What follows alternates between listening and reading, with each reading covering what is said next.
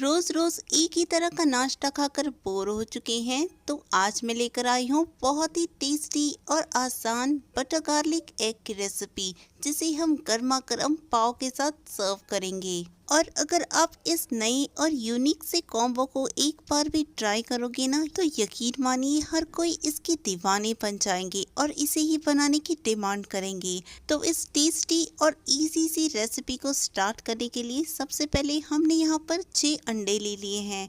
इसको हम अच्छे से धो लेंगे और फिर हम इसे तोड़कर एक मिक्सिंग बोल में ट्रांसफर कर देंगे। इसी तरह से हम बाकी अंडे भी तोड़ लेंगे और सारे इस मिक्सिंग बोल में ट्रांसफर कर लेंगे। अब हम इसके अंदर 1/4 चम्मच डालेंगे नमक, आधा चम्मच जाएगी इसमें रेड चिली फ्लेक्स, 1/4 चम्मच डालेंगे इसमें काली मिर्च का पाउडर और 1/4 चम्मच ही डालेंगे हम गार्लिक, जिसको हमने बारीक कट कर लिया है। अब हम एक विस्कर ले लेंगे और विस्कर की मदद से हम इसे अच्छे से बीट करेंगे ताकि ये अच्छे से फ्लफी हो जाए। इसके बाद हम इसे साइड में रख देंगे। अब हम एक कढ़ाई को गैस पर चढ़ा देंगे और इसके अंदर हम 1 टेबलस्पून डालेंगे कुकिंग ऑयल। इसी के साथ 1 चम्मच जाएगा इसमें बटर। जैसे ही ये बटर मेल्ट हो जाएगा, हम इसे स्पैचुला से फैला देंगे और फिर हम इसके अंदर अंडे का मिक्सचर डाल देंगे, जो हमने पहले ही तैयार करके रख लिया था। अब हम इसे टच नहीं करेंगे, 1 मिनट के लिए हम इसे ऐसे ही कुक करेंगे। फिर हम साइड से स्पैचुला से इसे अंदर की तरफ पुश करेंगे। जैसे जैसे इसके नीचे का साइड पकता जाएगा, हम इसे स्पैचुला से अंदर की तरफ पुश करते जाएंगे ताकि ये इवनली पक जाए। और आप यहाँ देख सकते हैं ये सारा मिक्सचर इकट्ठा हो चुका है। अब हम स्पैचुला से इसे बड़े पीसेस में कट करेंगे। इसको हमें ज़्यादा देर नहीं पकाना है, जस्ट 1 से 2 मिनट में ही ये बनकर तैयार हो जाता है।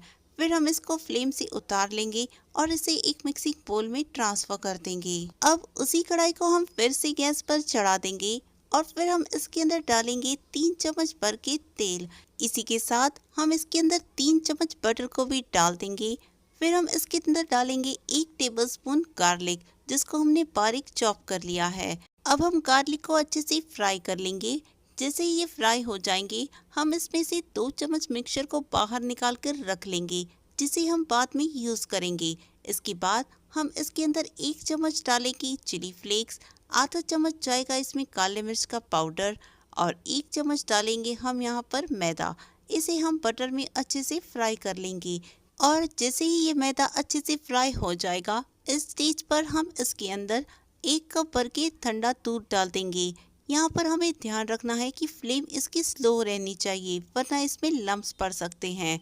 फिर हम इसे स्पैचुला से अच्छे से मिक्स करते जाएंगे और जैसे कि आप देख सकते हैं ये मिक्सचर अच्छा गाढ़ा हो चुका है। इस स्टेज पर हम इसके अंदर 1/4 चम्मच डालेंगे नमक, आधा चम्मच डालेंगे हम यहाँ पर मिक्स हर्ब्स। इसके बाद हम इसके अंदर स्क्रैम्बल्ड एग को ट्रांसफर कर देंगे, जो हमने तैयार करके रख लिया था।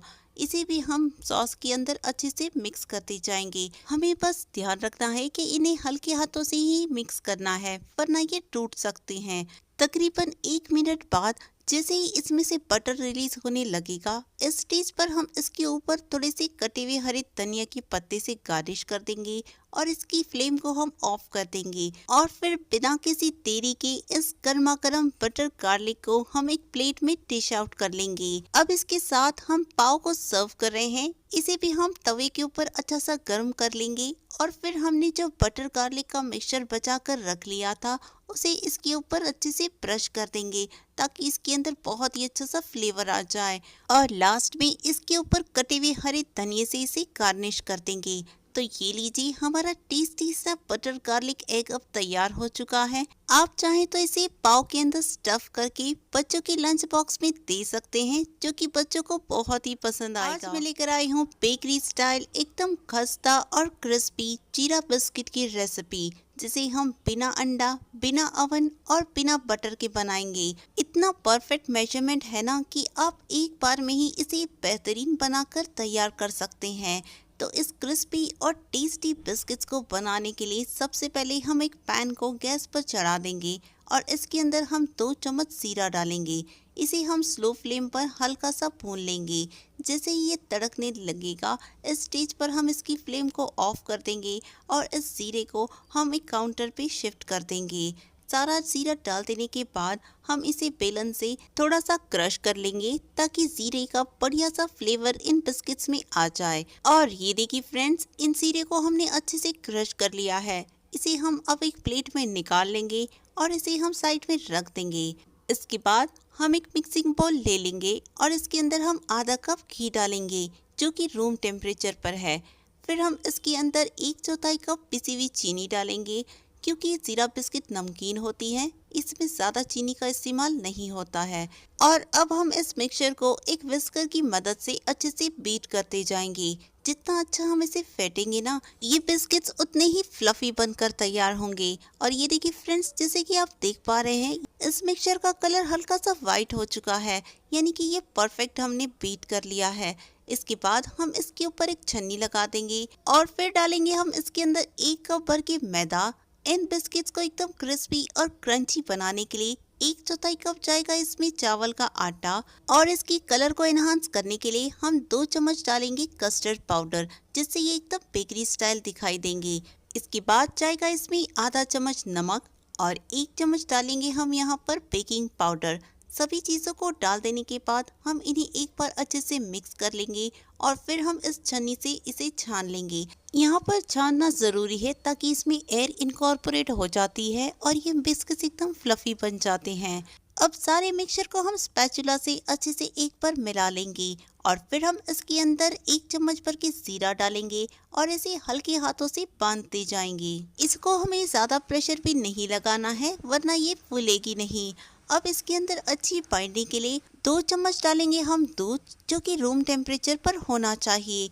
और फिर हम इस मिक्सचर को एक जगह इकट्ठा करते जाएंगे ताकि ये डो फॉर्म में आ जाए। अब हम इसे एक लेड लगा देंगे और इसे सेट होने के लिए हम 10 मिनट के लिए फ्रिज में रख देंगे। तब तक हम एक बेकिंग ट्रे ले लेंगे और हमने इसे एक फॉइल पेपर से रैप कर लिया है। अब इसको हम ऑयल से अच्छे से ग्रीस कर लेंगे। आप इसकी जगह पर बटर पेपर का भी इस्तेमाल कर सकते हैं। 10 मिनट बाद हम इसे फ्रिज से निकाल लेंगे और ये देखिए फ्रेंड्स, ये अच्छे से सेट हो चुका है।